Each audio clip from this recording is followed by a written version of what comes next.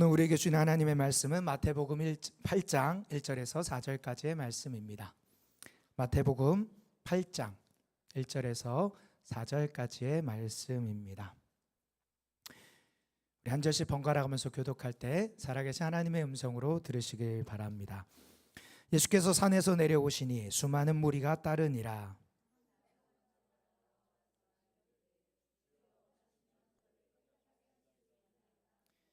예수께서 손을 내밀어 그에게 대시며 이르시되 내가 원하노니 깨끗함을 받으라 하시니 즉시 그의 나병이 깨끗하여진지라.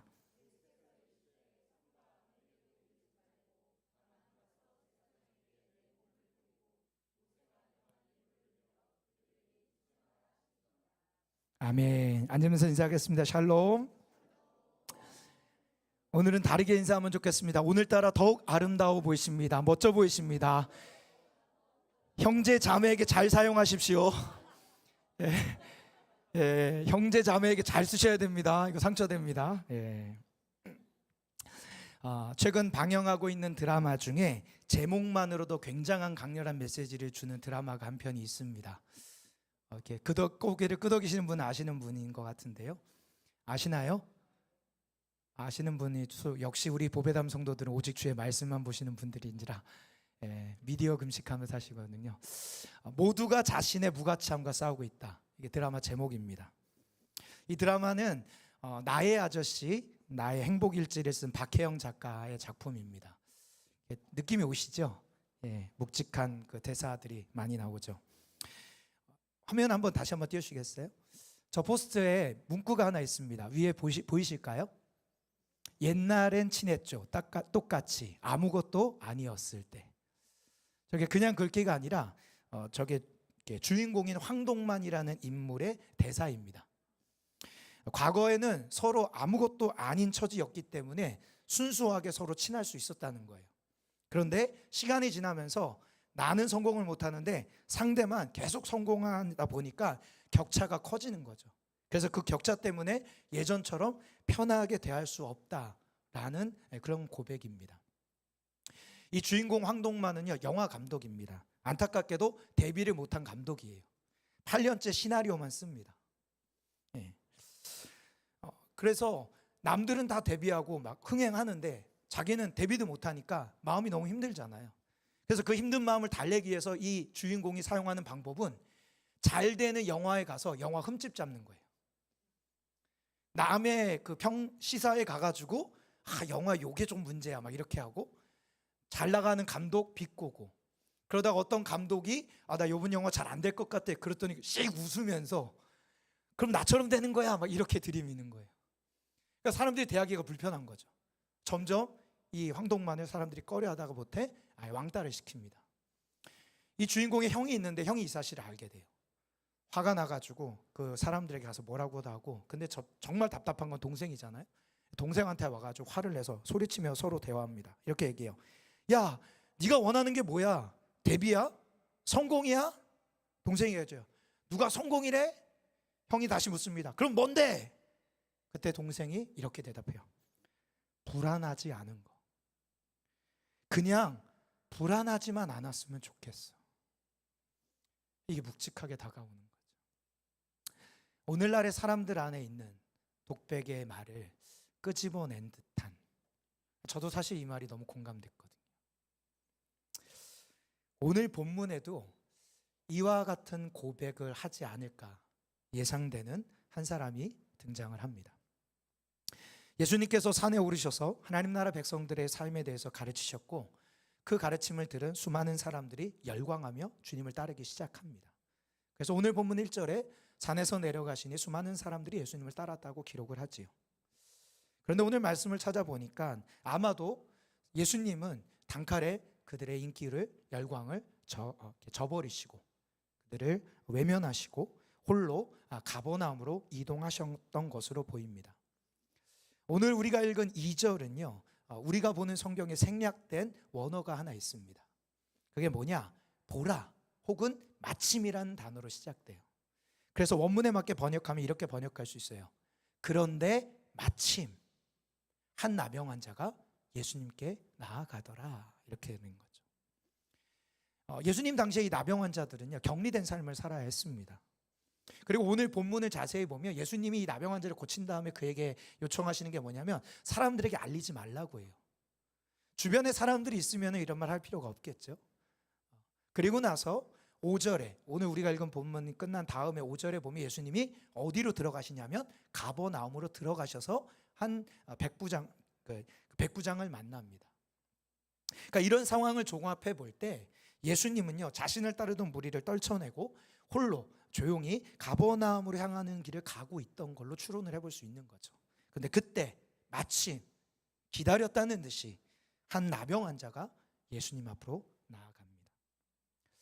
예수님 당시 이 나병 환자가 굉장히 큰 고통, 특별히 3가지 고통을 겪었다고 합니다.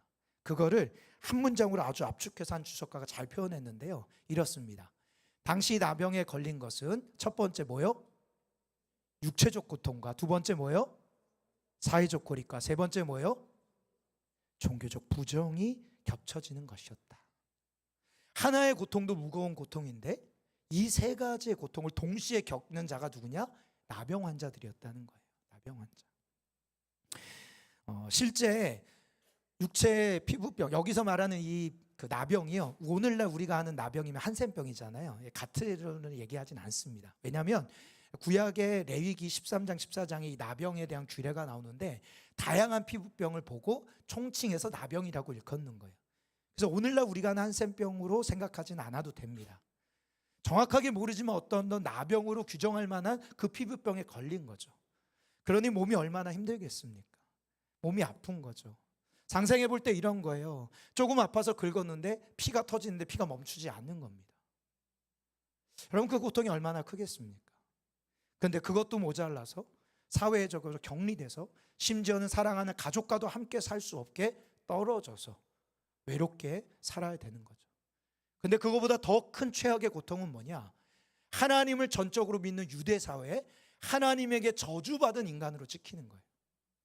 하나님도 저들은 버렸다라는 존재로 인식되는 존재가 이 나병 환자들이에요. 그래서 그들을 병든 자라고 표현하지 않고 성경은 뭐라고 표현하냐? 부정한 자라고 표현을 해요. 레위기 13장 14장에 이 나병 환자의 규정을 하면서 제일 많이 반복되는 단어가 이 부정이라는 단어예요. 몇 개나 나오는지 아십니까? 2장에 무려 55회 이상이 나와요. 말끝마다 부정한 자, 부정하다 이렇게 얘기하는 거죠. 나병에 걸린 사람은요, 질병 예방적인 이유로 사회적으로 소외됐을 뿐만 아니라 종교적으로 하나님 앞에, 사람들 앞에 부정하다라는 여겨졌기에 성전에 들어가서 예배도 할 수 없었습니다. 여러분, 오늘날 이런 거예요. 여러분, 피부병 걸리거나 감기 걸리면 교회 못 들어옵니다. 서럽지 않으시겠습니까? 심지어 이들은요, 사람들이 자기의 주변에 다가오잖아요. 그러면은 자신을 알려야 돼요. 그래서 큰 소리로 외칩니다. 부정한 사람입니다. 저는 부정해요. 저한테 가까우지 마세요. 이게 이들에게 내려진 명령, 지켜야 되는 명령이었어요. 제가 이 말씀을 준비하다가요, 이 나병 환자를 깊이 계속 생각하다 보니까요, 마음이 너무 무겁더라고요. 그런데 그 무거움의 가장 끝판왕이 하나 등장을 했어요. 그게 뭐냐? 이런 표현이에요. 모든 주석가가 다 동일하게 이 표현을 쓰더라고요. 당시의 나병 환자는 마치 죽은 자와 같이 취급을 당했다. 여러분, 버젓이 살아있는데요, 죽은 자 취급. 오늘날로 말하면 뭐예요? 여기 다 같이 있는데 한 사람만 왕따, 투명인간 취급하는 거예요. 여러분, 사람이 죽는 게 몸으로 죽는 것도 있지만 마음으로 죽는다가 더 커요. 그럼 마음으로 죽을 때가 언제인지 뭐예요? 다른 사람이 나를 무시할 때, 없는 사람 취급할 때 우리는 죽음을 느낍니다. 실제요, 율법 규정을 찾아보면요, 시체를 다루는 규정과 나병 환자에 대한 규정이 거의 똑같아요. 진짜 죽은 자처럼 여겼다는 거예요. 오늘 본문의 나병 환자도요, 본인을 그렇게 여겼다라는 단서가 오늘 본문에 등장을 합니다. 우리 2절 같이 한번 읽어보겠습니다. 2절입니다. 시작. 한 나병 환자가 나와 절하며 이르되 주여 원하시면 저를 깨끗하게 하실 수 있나이다 하거늘. 지금 나병 환자가 예수님께 간구하는 내용을 보면요, 다른 치유 기적과 다른 2가지의 부분이 등장을 합니다. 여러분, 한번 보이십니까? 2절 말씀에서 뭔가 다른 치유와는 달라. 그게 두 가지가 있어요. 보이세요? 네. 하나는요, 고쳐달라고 하지 않고 뭐라고 표현해요? 예, 깨끗하게 해달라고 표현하는 거예요. 지금 자신의 문제는 나 병이에요. 병에 걸린 거예요. 그러니까 병에 걸린 사람이 요청을 하려면 이 병을 치료해달라고 말하는 게 정상이죠. 실제 예수님을 만났던 수많은 환자들은 다 자기를 고쳐달라고 표현을 했습니다. 그런데 나병 환자는 고쳐달라고 하지 않고 지금 뭐라고 표현한다고요? 깨끗하게 해달라고요. 왜요? 지금 자신의 문제는 병적인 문제가 아니라 더 큰 문제인 부정함에 대한 문제이기 때문에, 다른 말로 얘기하면 자기 자신에 대한 자기가 가지고 있는 정체성이 뭐냐? 나는 부정한 인간, 나는 쓸모없는 인간, 나는 있어서는 안 되는 인간, 태어나지 말았어야 되는 인간, 그게 자기네 정체성이 된 거예요. 그래서 예수님께 고쳐달라고 얘기하는 게 아니라 나를 좀 깨끗하게 해달라고 그렇게 요청을 하는 것이죠. 또 하나의 표현이 있습니다. 그것은 자신을 깨끗하게 해달라는 간구를 하면서 한 가지 조건을 예수님한테 붙이는데 뭐라고요? 원하시면. 많은 주석가들은 이 원하시면을 예수님에 대한 주권을 인정하는 표현이라고 얘기합니다. 예수님에게 나를 고칠 만한, 나를 깨끗하게 할 만한 능력이 있다라는 기본이고, 더 나아가서는 그분은 그거를 할 수도 있고 안 할 수도 있는 그런 주권을 가진 분이다라고 고백하는 믿음의 고백이라고 해석을 한다는 거예요. 그런데 이 마태복음의 주석을 쓴 신현우라는 교수님이요, 좀 새로운 접근을 하는데 굉장히 공감이 됐어요. 들어보세요. 이 나병 환자의 원하시면이라는 표현은 자신이 치유받기에 합당한 존재인지에 대한 의심의 표현이다. 예수님 앞에 믿음으로 나아가긴 했지만 정작 내가 생각할 때 내가 너무 부정하다 보니까 과연 예수님이 원하실까? 예수님은 깨끗하고 정결한 분인데, 예수님은 능력이 하나님인 분인데 내 나병은 하나님께도 거절받았다고 여겨지는 병이니까 하나님이 날 받아주실까? 예수님이 날 용납할까? 그게 불안한 거죠. 그래서 예수님께 얘기하는 거야. 주님, 혹시 원하실지 모르겠는데 주님 저를 좀 깨끗하게 해줄 수 있으시겠습니까? 라고 이야기하는 거죠. 저희 말씀을 준비하며 이 나병 환자의 마음을 생각하다 보니까 자신을 향해서 부정하게 생각하는 이 마음이 이 나병 환자만의 마음이 아니라 오늘을 살아가는 우리의 마음에도 있지 않나? 라는 생각이 들었습니다. 과거 누군가로부터 심하게 거절을 당한 경험이 있는 사람들, 내 삶에서 계속적으로 반복되어지는 실패를 마주할 때, 내 인생에 경험했던 그 아픔과 상처가 너무 거대한 나머지 거기에서 헤어나오지 못할 때, 이제는 이러야지 말아야지 수없이 결단했지만 또다시 무너지고 짓게 되는 죄들 앞에서 나 스스로 나는 부정해, 난 이것밖에 안 돼 라고 말하게 되지 않나. 그러면서도 사람들 앞에는 괜찮은 척 보이고 싶어서 여러 가지 것으로 가면을 쓰고 옷을 입지만 정작 그 마음 깊숙한 곳에 느껴지는 것은 열등감과 수치감. 오늘날 사람들이 이것들을 자신의 부정함을 가리기 위해서요, 돈으로 자기를 뒤집어 엎었습니다. 나 이 정도 벌어. 또 학벌로 자기를 위장합니다. 나 이런 대학 나왔어. 나 이런 직장 다녀. 나 연봉은 이만큼이야. 또 외모로 포장을 합니다. 나 이 정도로 외모가 뛰어나. 근데 그 사람을 대하다 보면요, 그 사람 마음 안에는 열등감이 보여요. 두려운 거죠. 불안한 거죠. 마치 설교를 시작할 때 그 주인공이 얘기했던 것처럼 불안하지 않고 싶어서. 최근에 그 TV 프로그램 중에 이혼 숙녀 캠프라는 프로그램이 있습니다. 아시나요?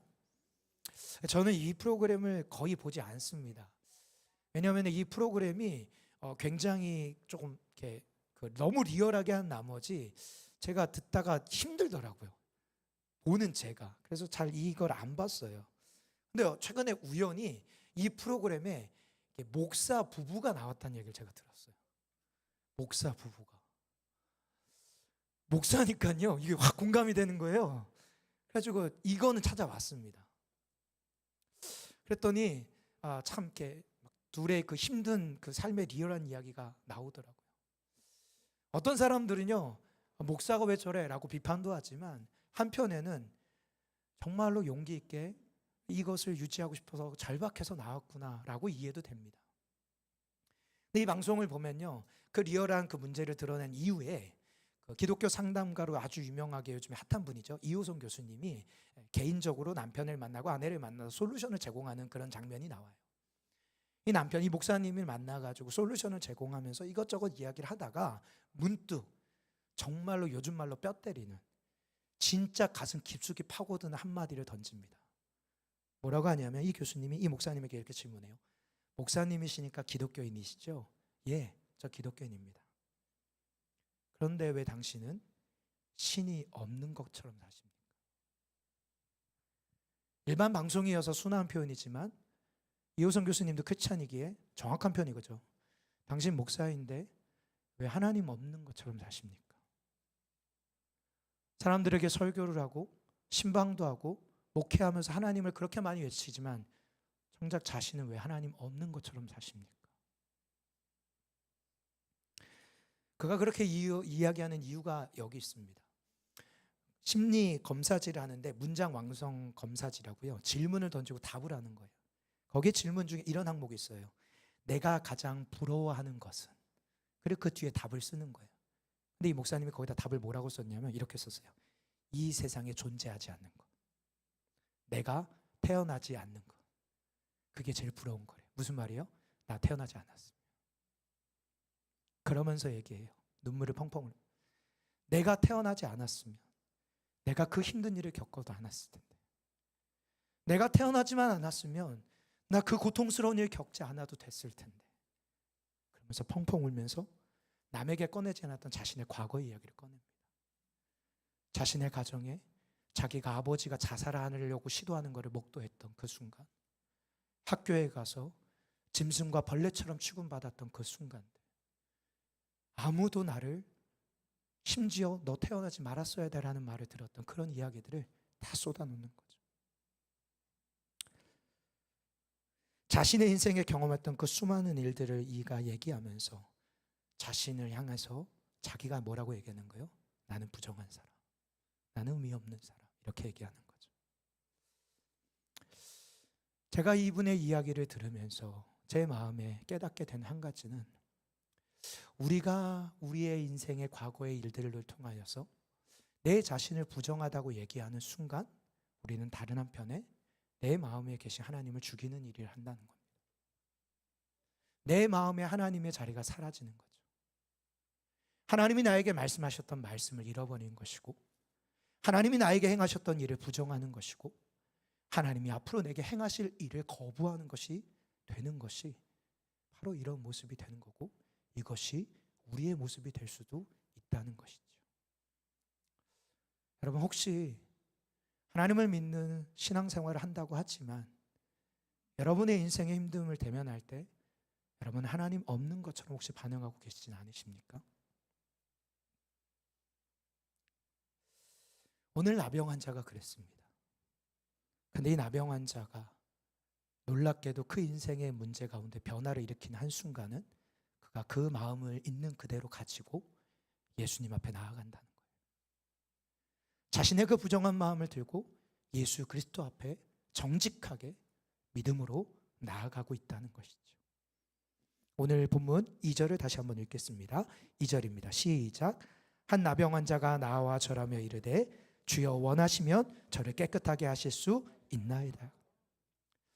여러분, 지금 나병 환자의 행동은 어찌 보면 자신의 목숨을 건 행동입니다. 왜냐하면요, 아까도 얘기했지만 이 당시에 나병 환자를 부정하게 여겼기 때문에 공동체나 사람들에게 접근할 수 없고요, 누군가 자기한테 찾아오면은 부정하다 소리를 쳐서 알려야 되는 그런 의무가 있던 존재였어요. 그래서 이들이 누군가 접할 때 사람들은요, 이 나병 환자를 향해서 돌을 던지게 했다고 합니다. 잘못하면요, 예수님 앞에 돌을 맞아 죽을 수 있는 위험을 무릅쓰고 지금 나병 환자는 가는 겁니다.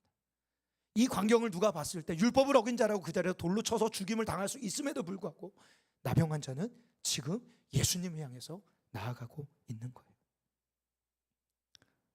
그리고 이 나병 환자의 마음을 주님이 아시는 거죠. 나병 환자가 이렇게 도전적으로 나아갈 수 있는 이유는 예수님에 대한 믿음 때문이었습니다. 2절의 말씀을 보면 예수님에 대한 그의 믿음을 엿볼 수 있는 모습이 등장하는데, 가장 먼저는 그가 예수님께 나아가서 가장 첫 번째로 행동하는 행동입니다. 뭐라고 합니까? 절한다고 해요. 이 절한다라는 단어는요, 제가 의식적으로 설교 때 헬라어를 잘 안 씁니다. 써도 여러분 기억 못 하시거든요. 굳이 그것까지 얘기를 안 하는데요, 이 단어는 제가 얘기합니다. 이 단어는요 아주 중요한 단어인데요, 헬라어로 프로스키네요. 어떤 단어냐? 예배하다, 경배하다라는 단어예요. 하나님 앞에 예배할 때, 경배할 때, 우리가 예배를 시작할 때 제일 먼저 시작하는 선포가 있죠. 하나님의 영이시니 예배하는 자가 영과 진정으로 예배할지나. 이때 쓰이는 단어가 이 단어예요. 프로스키네요.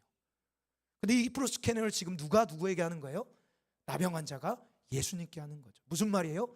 예수를 인간으로 보는 게 아니에요. 예수님 하나님으로 보는 거죠.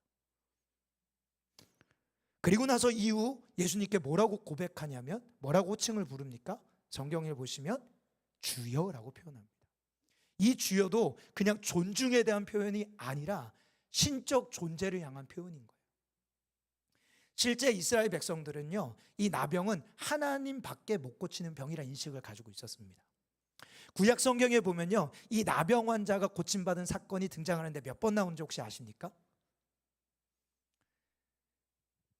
여러분에게 팁을 드리자면 많이 나올까요? 적게 나올까요? 제가 이렇게 물어본 의도가 뻔하시죠? 적게 나옵니다. 몇 번 나오냐? 딱 2번 나옵니다.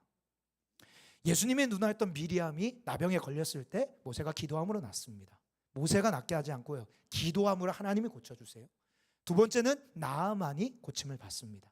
근데 이 나아만 장군이 고침을 받기 위해서 이스라엘 땅으로 와서 왕에게 갔을 때 왕이 뭐라고 고백하냐면, 이 병은 하나님밖에 못 고치는 병입니다. 그렇게 얘기를 해요. 그래서 유대인들은 하나님밖에는 못 고친다라는 인식이 있었어요.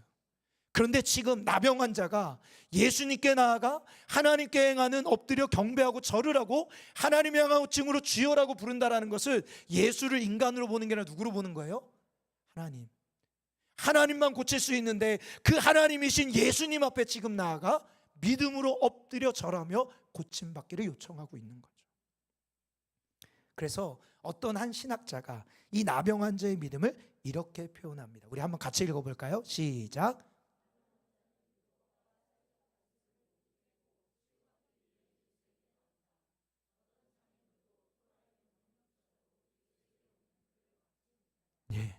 어떤 장애물도, 토라의 명령조차도 막을 수 없어요. 왜요?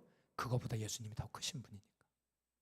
내 삶에 찾아온 문제보다 하나님이 더 크신 분이시니까. 그 믿음으로 나병 환자가 주님께 나아가는 거죠. 그리고 그 믿음을 아시는 우리 주님이 그 나병 환자의 믿음에 반응을 해주십니다. 3절 같이 읽겠습니다. 시작. 예수께서 손을 내밀어 그에게 대시며 이르시되 내가 원하노니 깨끗함을 받으라 하시니 즉시 그의 나병이 깨끗하여지니라. 나병 환자가 예수님께 나아가는 것이 어찌 보면 아주 무모한 도전이라고 한다면, 지금 예수님께서 나병 환자를 고치시는 모습은요 더더욱 무모한 행동이라는 거예요. 여러분, 유대인이 가지고 있는 레위기 율법에 보면 이런 규정이 나옵니다. 레위기 5장 3절입니다. 화면을 보고 읽겠습니다. 시작.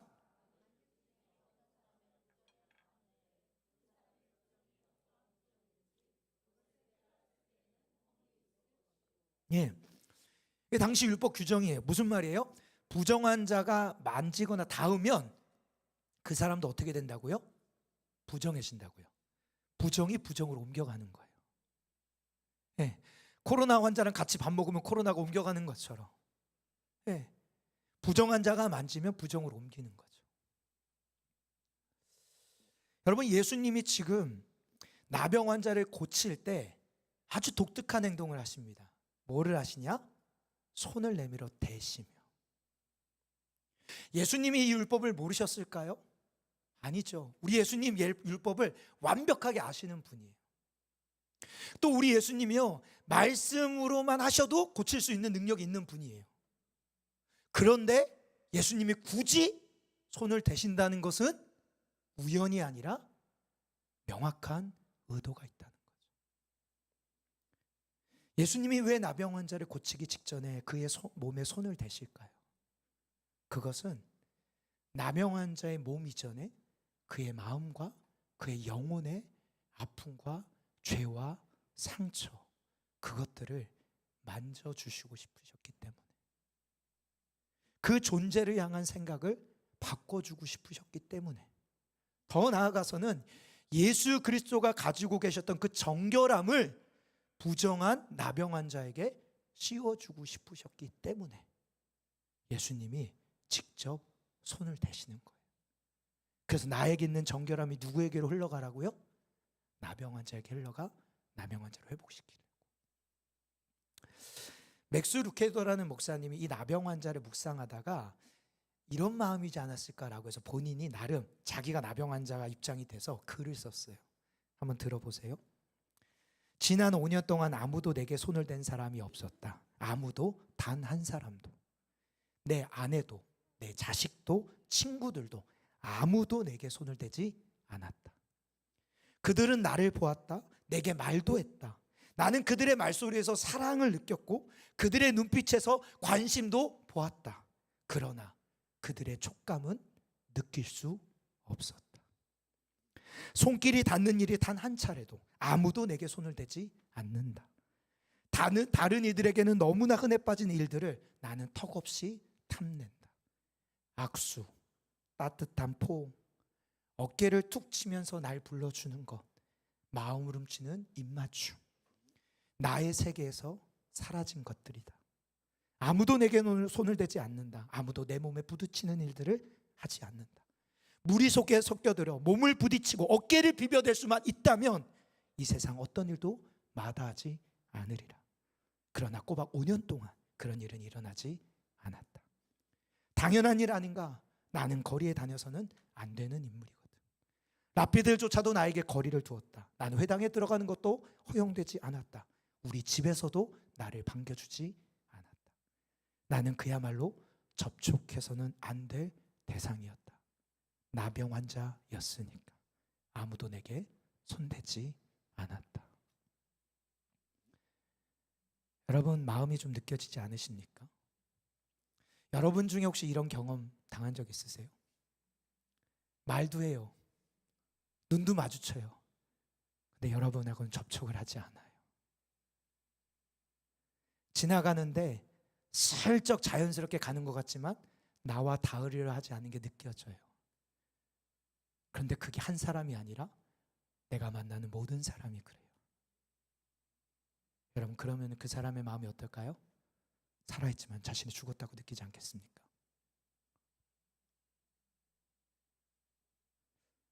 이게 나병 환자의 상처와 아픔이었어요. 예수님이 이걸 아신 거예요. 한 번도 그 몸을 만져준 사람이 없는 거죠. 한 번도 그 몸을 보듬어 준 적이 없는 거예요. 그래서 예수님이 지금 그 누구에게도 받아보지 못했던 그 용납과 사랑을 예수님이 보여주는 거예요. 아마 저는 상상해요. 나병 환자가 이렇게 했지만 갑자기 예수님이 손을 대는 순간 나병 환자가 움츠러들었을 것 같아요. 처음엔 이러지 마세요. 아마 이러지 않았을까요?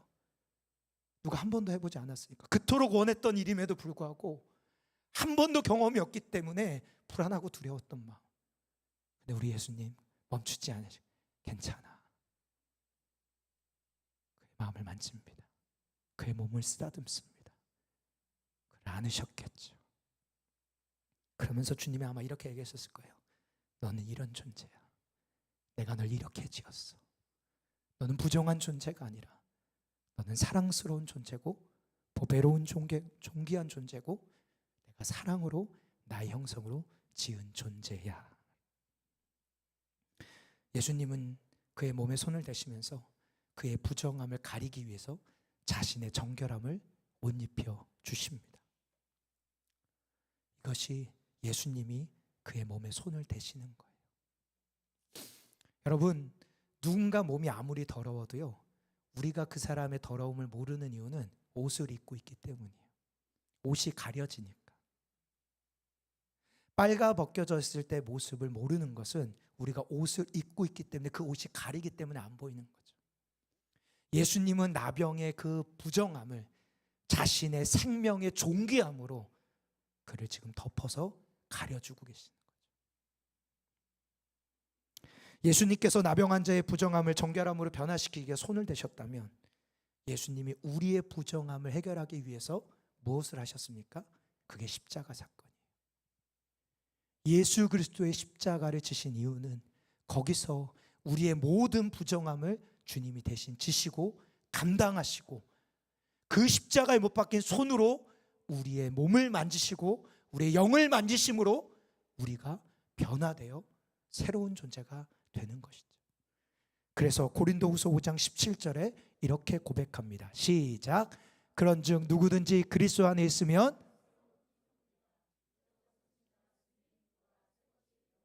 아멘.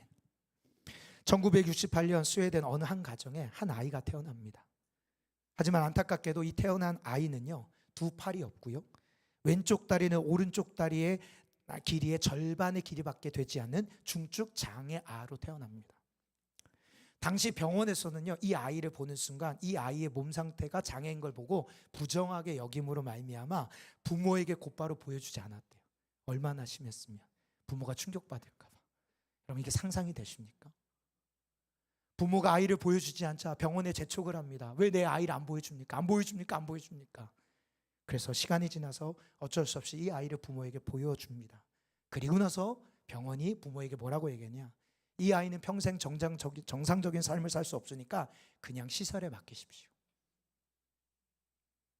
이 아이를 부정한 존재를 본 거죠. 그러나 이 부모가 다행히도 크리스천이었어요.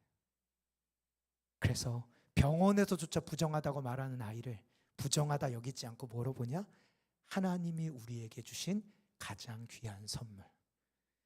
그래서 그 아이를 사랑으로 키우기 시작합니다. 그럼에도 불구하고 그 아이의 장애는 현실인 거죠. 이 아이가 그 몸에 자라다가 사춘기가 돼서 자신의 몸과 장애로 인해 수치심을 느끼기 시작합니다. 하나님을 원망하는 거죠. 하나님 나를 왜 태어나게 하셨어? 나 같은 거 만들지 않는 게 더 나은 거 아닌가? 이런 생각을 가졌던 그가 그 생각 속에 사던 어느 날 성경을 펴서 읽습니다.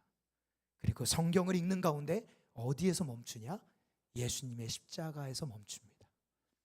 예수님이 십자가에 달리실 때 발가 벗겨서 모든 수치와 조롱을 당하시는 장면을 보면서 거기서 주님과 독대하는 거죠.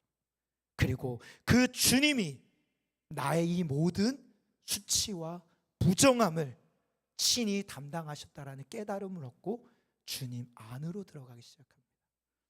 그때부터 그녀는요, 자기를 더 이상 부정한 존재로 얘기하지 않습니다. 여전히 장애는 남아있지만 자기 자신을 부정한 존재가 아니라 하나님 앞에서 보석과 같은 존재로 고백을 하기 시작해요. 그러면서 그녀의 삶이 빛을 발하기 시작하는데요, 스웨덴 장애인 수영 국가대표에 선발돼서 무려 4개의 금메달을 땁니다. 그리고 온전한 다리 하나로 붓을 잡고 그림 그리는 훈련을 해서 화가가 되고요, 심지어는 그걸로 악보를 그려서 작곡가가 되고 그 작곡한 노래를 본인이 불러서 음반을 해서 가수가 되고 심지어는 글을 써서 베스트셀러 작가가 됩니다.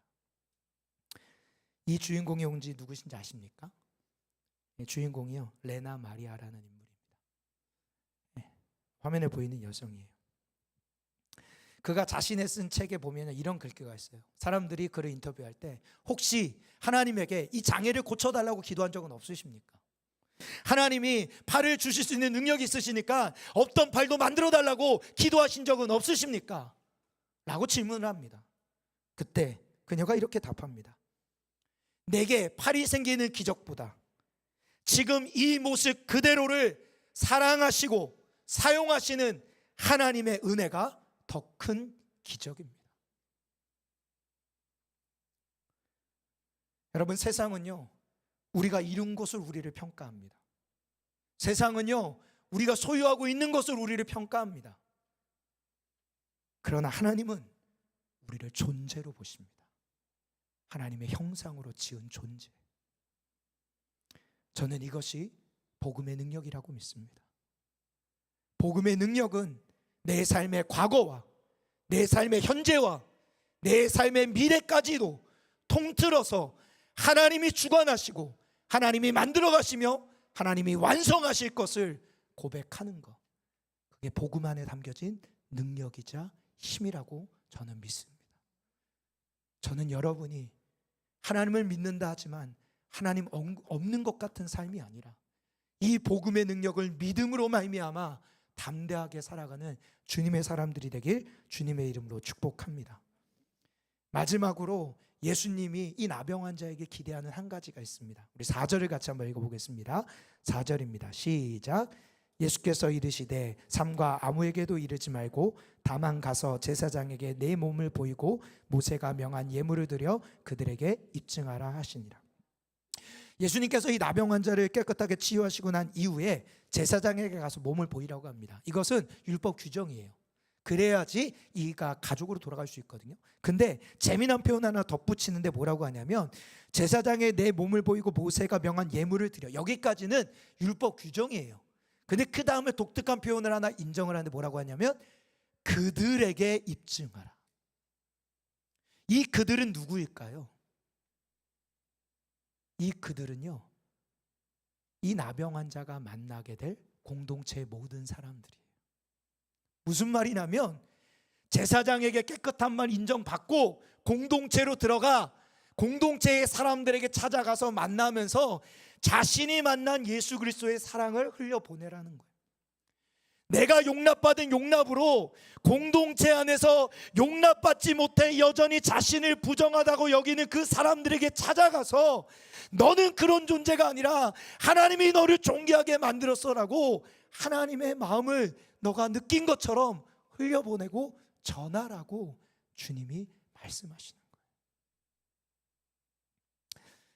제가 아까 그 설교 때 이혼 숙녀 캠프의 목사님 이야기했잖아요. 이 목사님에 대해서 이호선 상담 그 목사님이 이야기해 주면서 최종 평가로 이렇게 얘기해요. 자신의 상처가 커서 자기에 대한 연민과 눈물은 큰데 이상하게 바로 옆에 있는 아내의 고통에 대해서는 눈물이 한 방울도 없다. 자기의 인생의 힘듦은 이렇게 거대해서 한마디만 해서 눈물은 펑펑 흘리는데 지금 내 옆에서 힘들다고 말하는 사람의 힘듦에 대해서는 아무런 공감이 일어나지 않는다. 그거는 병든 거고 그거는 진짜 힘든 게 아니다. 그럼 오늘날 이 시대가 깨어진 이유가 여기 있어요. 오늘 대표기도한 유일한 우리 집사님의 기도가 제게 너무 가슴에 와닿았어요. 요즘 이 시대에 나오는 모든 뉴스는요 다 대립이에요. 다 대립이에요. 교사와 부모가 대립이에요. 직장에 가도 대립이에요. 갑과 을이 대립이에요. 어디 가도 다 대립이에요. 그리고 얘기를 들어보잖아요. 다 그들은 다 힘든 이유가 다 있어요. 다 있대요. 재미난 것은요 내 힘듦만 크고요 다른 사람의 힘듦에 대해서는 공감이 없어요. 이해가 없어요. 오늘날 이 시대가 나병 환자로 가득한 거예요. 주님은 그걸 끊기 바라셨죠. 그래서 그것을 끊고자 내가 나병 환자를 됨으로 말미암아 깨끗게 하셨고 이젠 그 나병 환자도 얘기하는 거야. 내가 너에게 한 것처럼 공동체에 너와 같은 사람에게 찾아가서 너도 그들에게 그 사랑을 흘려보내주라. 너도 용납을 받았으니까 용납해주라.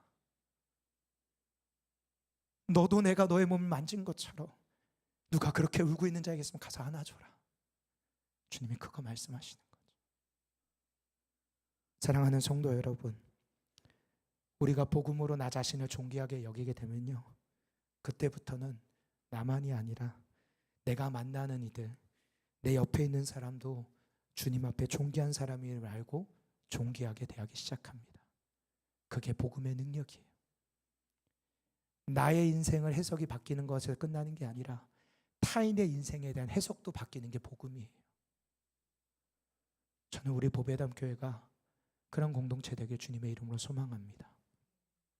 여러분의 인생 해석이 복음으로 바뀌고, 그리고 내 옆에 있는 사람의 인생의 해석이 복음으로 바뀌어져서 함께 하나님의 나라를 세워가는 은혜가 있길 주님의 이름으로 축복합니다. 이제 우리 같이 이 찬양 한번 부르고 주님 앞에 좀 기도하면 좋겠습니다. 우리 아바 아버지 이 찬양 좀 같이 하면 좋겠습니다. 아바 아버지, 아바 아버지, 아바 아버지, 나를 안으시고 아바 아버지, 아바 아버지, 아바 아버지, 나를 도우시고 힘주시니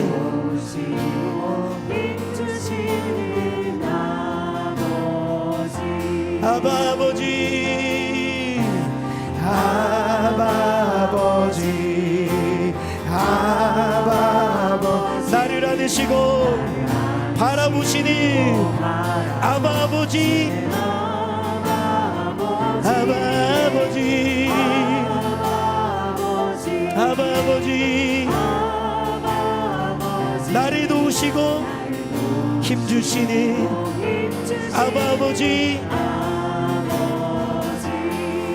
주는 내 맘을, 주는 내 맘을 고치시고 볼 수 없는 상처 만지시네, 볼 수 없는 상처 만지시네, 나를 하시고 나를 이해하시네, 내 영혼 새롭게 세우시네.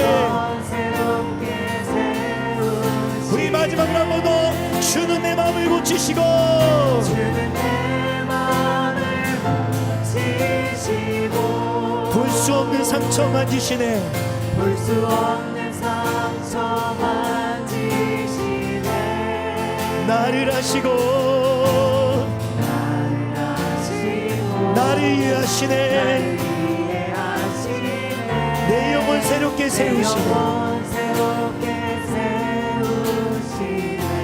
이제 우리 같이 한 번만 기도하겠습니다. 하나님, 오늘 이 말씀을 보며 혹시 내가 하나님을 믿는다고 하지만 하나님 없는 것 같은 삶을 살고 있지는 않은지, 나의 그런 부정한 모습과 연약한 모습에 빠져서 하나님도 나를 포기한 것처럼 느껴지는 분들이 있다면 이 시간 다시 한번 믿음으로 주님의 십자가를 바라보며 그 십자가를 향해 나의 믿음의 손을 뻗으며 주님, 그런 나의 마음을 만지시고 주님의 십자가의 보혈의 피로 주님의 거룩함과 정결함으로 나를 회복시켜 주시고 치료하여 주시옵시고, 하나님 이제는 내가 그 하나님의 사랑을 여보내는 삶을 살게 하여 주시옵소서. 우리 주여 한번 부르짖고 기도하겠습니다. 주여, 하나님,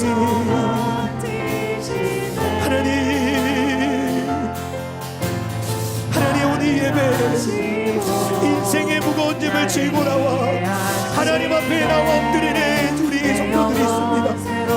하나님, 인생에 계속된 일들이 일어나며 나의 존재가 부정한 것처럼 내 존재가 부정하여서 하나님 앞에 나는 태어나지 말았어야 된다라고 생각하는 마음이 혹시 우리에게 있는 자들이 있습니까? 하나님, 내 인생에 여전히 반복되는 내 삶의 문제와 어려움들 때문에 하나님, 그 문제의 사슬에 매여서 하나님을 믿는다 하지만 하나님을 없는 것처럼 살아가는 우리의 마음이 주님의 만짐으로 말하면 되어져서, 주님이 우리를 온전케 함으로 말미암아 변화되어져서 하나님, 나병한 자가 변화되는 것처럼 하나님, 우리가 변화되어서 하나님, 이 시대 하나님, 대립만 있는 시대, 나의 힘든 말을 고집하는 시대, 나의 어려움에만 매몰되어져서 하나님도 없고 하나님 아버지 하나님 그렇게 매몰리고 살아가는 이 시대 가운데 주여 붙잡아 주셨소, 주여 붙잡아 주셨소. 주님, 우리의 마음이 주님으로 그 십자가의 복음으로 세워지는 역사가 일어나게 하여 주옵소서. 하나님, 하나님, 힘들어서 눈물이 흐르는 우리 성도들의 삶에 주님, 그들의 마음을 만져주옵소서.